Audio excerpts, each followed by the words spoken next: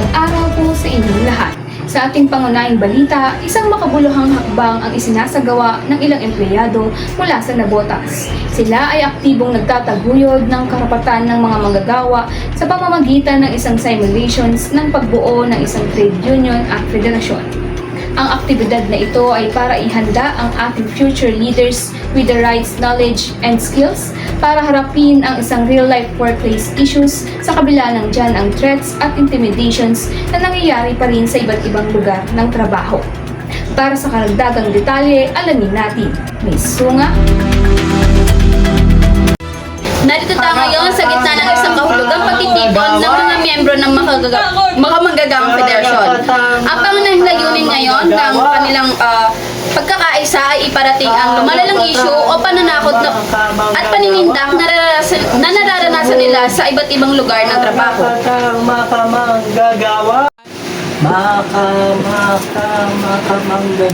Kasama natin ngayon sina Annie at Wilford, mga miyembro ng federasyon na handang magbahagi ng kanilang karanasan. Ma'am Annie, ano po ang pinakamatinding dahilan ng iyong paghalahok sa rally na ito, lalo na't patungkol ito sa issue ng threats o pananakot? Ang pangunahing dahilan po namin ay ang kawalan ng seguridad at takot na nararamdaman namin sa trabaho. Hindi po sapat ang trabaho kung araw-araw po kaming nangangamba dahil ang pagtatanong lang po namin sa kanong karapatan namin bilang manggagawa. At sinisira rin po ng pananakot at paninindak ang aming dignidad bilang manggagawa. Manggagawa. Kaya naman po, Sir Wilford, ano po ang iyong direktang panawagan sa gobyerno at sa mga empleyadong hinggil sa isyong ito? Ang aming panawagan ay simple lamang.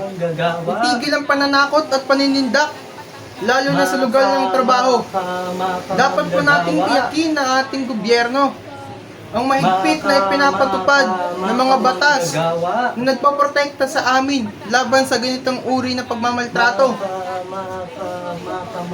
Sa mga employer dyan, dapat niyong tandaan na ang respeto at dignidad ng bawat manggagawa ay hindi dapat apakan para lamang sa inyong sariling interes. Mga manggagawa! At narito rin po si Mr. Paulo, ang presidente ng mga manggagawang federasyon, para naman po sa kanyang mas lalim na pahayag tungkol sa isyong ito. Mr. Paulo? Yes. No, sa lahat ng mga nanonood ngayon, ang purpose ng campaign rally na ito ay para ipakita ng iba't ibang organisasyon ng kanilang pakikibaka, no, sa iba't ibang uri ng trabaho dito sa ating bansa, no, kung saan merong nangyayari o merong nagaganap na intimidation at threaten sa ating mga manggagawang Pilipino, no, kung saan pinipigilan silang magsalita o sumali sa iba't ibang uri ng aktibidad gaya ng nangyayari ngayon. Kaya bilang isa sa namumuno dito sa federasyon na ito ay gumagawa kami ng hakbang at gagawa kami ngayon ng hakbang para magbigay ng legal na aksyon tungkol sa nangyaring issue ngayon sa ating manggagawa, no? Kaya ngayon ipinaglalaban namin ang Makamanggagawa Federation na narito ngayon upang lahat at may pakita namin sa iba't ibang mamamayan natin dito na buhay ang ating karisma bilang isang presidente ng federasyon. Mr. Habonete, pagkatapos po ng pangyayari ito, ano po ang iyong magiging susunod na hakbang?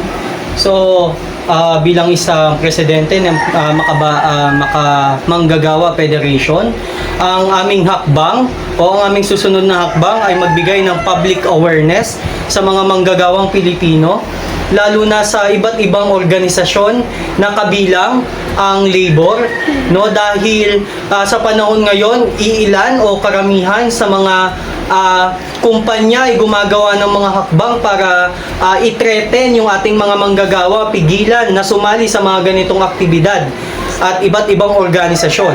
No, gagamit kami ng poster, social media at iba't ibang platform para maipakita natin at ma-educate natin yung iba't ibang sektor, lalo na ang ating mga mamamayan na papunta pa lang dito sa sitwasyon na ito.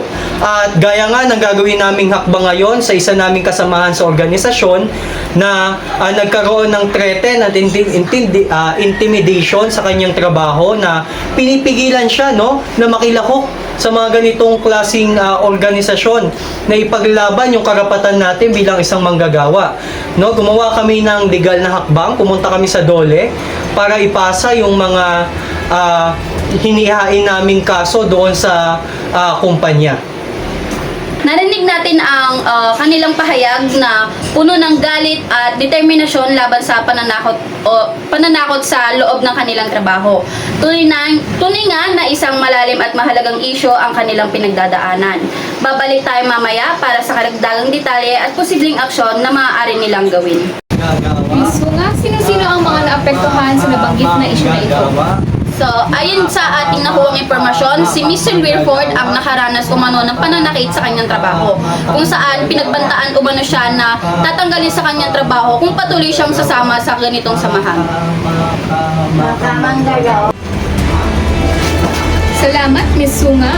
Ngayon naman ay kausapin natin ang DOLE Secretary na si Ms. Salimbagan.